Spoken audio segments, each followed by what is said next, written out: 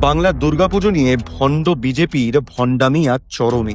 একটা সময় বিজেপির নেতারা বলতেন বাংলায় দুর্গাপুজো হয় না। বঙ্গ বিজেপির কেউ কেউ তো মা দুর্গাকে অপমান করতেও পিছপা হননি। জনদরদী মুখ্যমন্ত্রী মমতা বন্দ্যোপাধ্যায় যখন দুর্গাপুজোর ক্লাবগুলিকে অনুদান দিয়েছে, তখন এই বিজেপির নেতারাই তার বিরোধিতা করেছে। এখন সামনে 2026 সালের বিধানসভা ভোট। বাংলার মানুষের কাছে বিজেপির বাংলা বিরোধিতা আজ স্পষ্ট। সেটা বুঝেই বাঙালির মন রাখতে অনুদানের অক্ষম চেষ্টায় নেমেছে বিজেপি।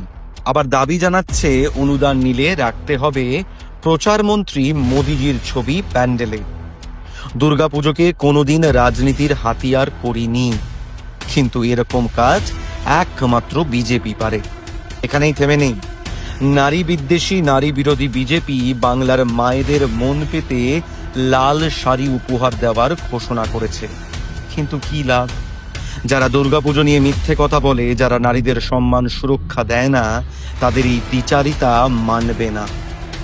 বাংলার মানুষ বাংলা বিরোধীদের কোনোদিন বাংলার মাটিতে ঠাঁই দেয়নি, আগামীতেও দেবে না। জয় বাংলা।